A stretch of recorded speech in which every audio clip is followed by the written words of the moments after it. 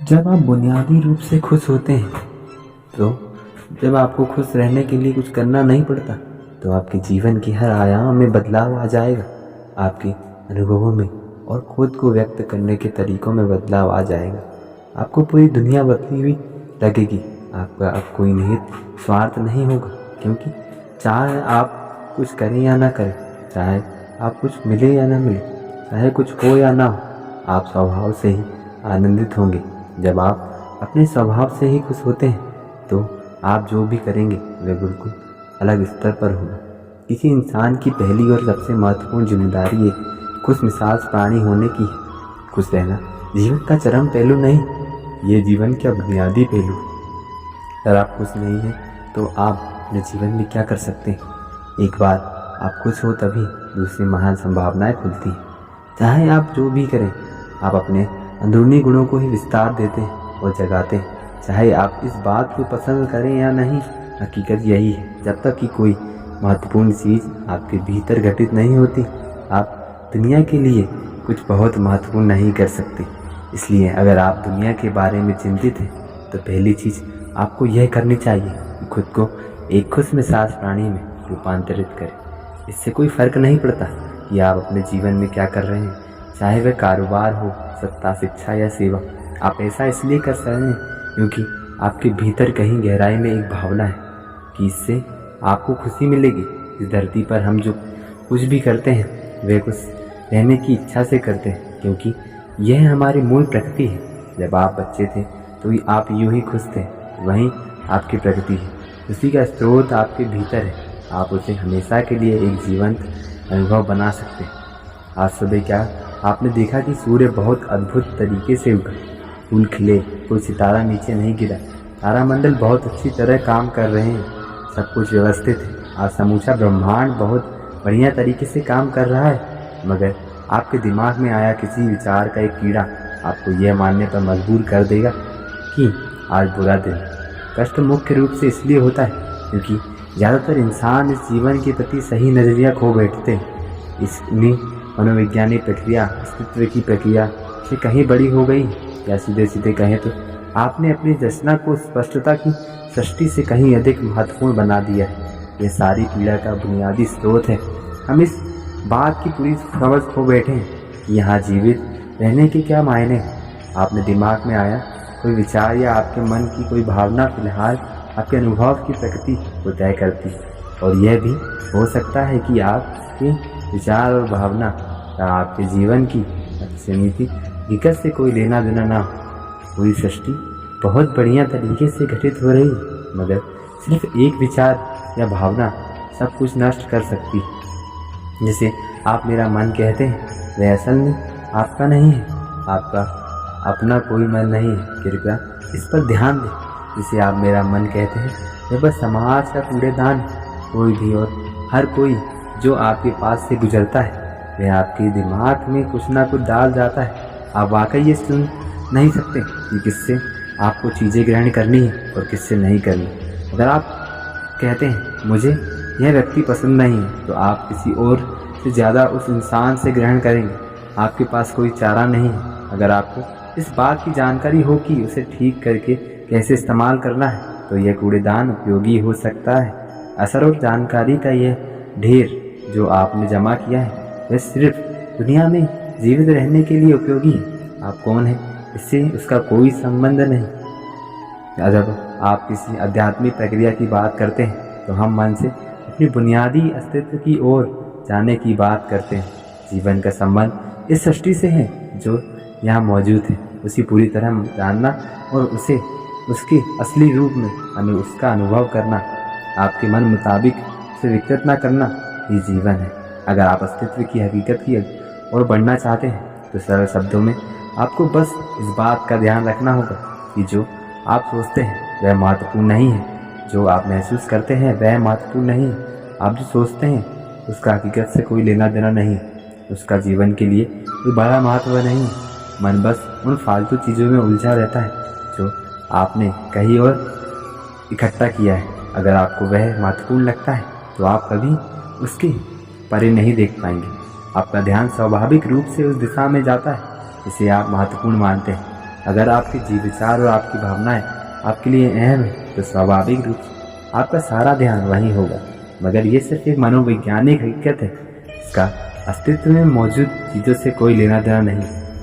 श्री कृष्ण कहते हैं कष्ट हम पर बसाया नहीं जाता, उसे पैदा किया जाता है और उसे बनाने वाला कारखाना आपके मन में है।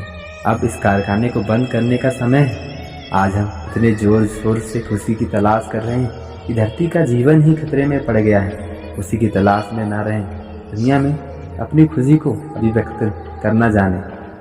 अगर आप मुड़कर अपने जीवन को देखें तो आपके जीवन के सबसे खूबसूरत पल वे थे जब आप अपनी खुशी को अभिव्यक्त कर रहे थे, ना कि जब आप उसकी तलाश कर रहे थे। जो आप बचाते हैं वह कभी आपका गुण नहीं होगा, जो आप फैलाते हैं, जो आप बिखरते हैं, वह आपका गुण होगा।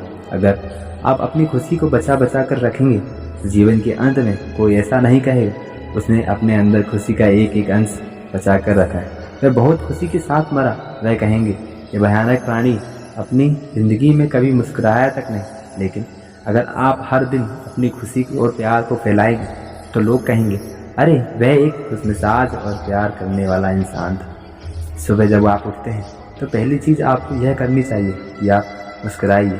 किस पर? किसी पर नहीं, क्योंकि आप जगे यह कोई छोटी बात नहीं। लाखों लोग जो कल रात सोए थे आज नहीं उठे, मगर आप और में उठें। क्या यह बहुत बढ़िया बात नहीं कि आप जगे? इसलिए अपने जगने पर मुस्कुराइए। उसके बाद आसपास देखिए और अगर कोई है तो उन्हें देखकर मुस्कुराइए। बहुत सारे लोगों के साथ ऐसा हुआ है कि उनका कोई प्रियजन आज सुबह नहीं जगा। आपको जो भी लोग प्यारे हैं वे जगे। वाह वाह, ये तो बहुत अच्छा दिन है ना। फिर बाहर जाइए और पेड़ों को देखिए, वे भी पिछली रात को नष्ट नहीं हुए। बहुत से लोगों को यह अजीब लग सकता है, मगर आपको इसका महत्व पता चलेगा जब आपका कोई प्रियजन सुबह नहीं उठेगा। इसका महत्व जानने के लिए तब तक का इंतज़ार न करें। यह कोई अजीब या हंसने वाली बात नहीं है। यह सबसे कीमती चीज़ है कि आप जीवित हैं और जो भी आपके लिए मायने रखता है वह जीवन है। इस दुर्भाग्यपूर्ण रात जब इतने सारे लोग नहीं उठे और कितने सारे लोगों के प्रियजन नहीं उठे, तब आप और आपके प्रियजन उठ पाए, क्या ये शानदार चीज़ नहीं है? इसका महत्व समझें और कम से कम मुस्कुराएं। कुछ लोगों को प्यार से देखना सीखें। बहुत से लोगों को यह सब भूलने में बस घंटा भर लग जाता है और जल्दी ही उनको रेंगने वाला दिमाग किसी को काटने के लिए आतुर हो जाता है। इसलिए हर घंटे खुद को एक खुराक दें, जीवन की अहमियत याद दिलाएं। अगर आप बहुत ही संवेदनशील हैं तो हर आधे घंटे में खुद को याद दिलाएं। अगर आप भीषण रूप से संवेदनहीन हैं तो खुद को हर 5 मिनट पर याद दिलाएं। अपने आप को याद दिलाने में बस 10 सेकंड लगते हैं। आप इसे बस 2 सेकंड में ही कर सकते हैं। मैं जीवित हूँ, तुम जीवित हो, और क्या चाहिए। वर्तमान में आपके जीवन की गुणवत्ता उन कपड़ों से तय नहीं होती जो आप पहनते हैं। वह आपकी शैक्षिक योग्यता, आपके परिवार की स्थिति या आपके बैंक बैलेंस से तय नहीं होती है। आपके जीवन की गुणवत्ता इस पर निर्भर करती है कि आप अपने भीतर कितने शांत और खुश हैं। निश्चित रूप से जिसे भोजन नहीं मिलता और जिसके पास जीवित रहने के लिए ज़रूरी बुनियादी चीज़ों की कमी है, वह शारीरिक रूप से बहुत कष्ट में होगा। इस पर ध्यान दिए जाने की ज़रूरत है। ऐसे लोगों के लिए हमें उन बुनियादी चीज़ों की व्यवस्था करनी होगी, मगर बाकियों के लिए उनकी ज़रूरतें एक अंतहीन सूची है। आपको लगता है कि कार चला रहा आदमी सड़क पर पैदल चल रहे आदमी से ज़्यादा कुछ नहीं। आपके पास क्या है उससे यह तय नहीं होता। यह इस पर निर्भर करता है कि वे उस समय कैसा महसूस कर रहे हैं। ज़्यादातर लोग इसलिए दुखी नहीं होते क्योंकि उनके पास किसी चीज़ की कमी होती है।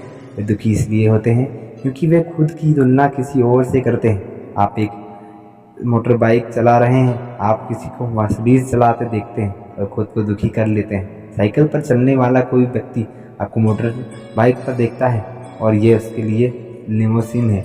पैदल चलता है कोई व्यक्ति साइकिल को देखकर सोचता है, अरे वाह, अगर मेरे पास सिर्फ एक साइकिल होती तो मैं अपनी ज़िंदगी में क्या क्या कर लेता। यह एक बेवकूफ़ना खेल है जो चलता रहता है। जो लोग खुश रहने के लिए बाहरी हालात पर निर्भर रहते हैं वे कभी अपनी ज़िंदगी में सच्ची खुशी नहीं महसूस कर पाएंगे।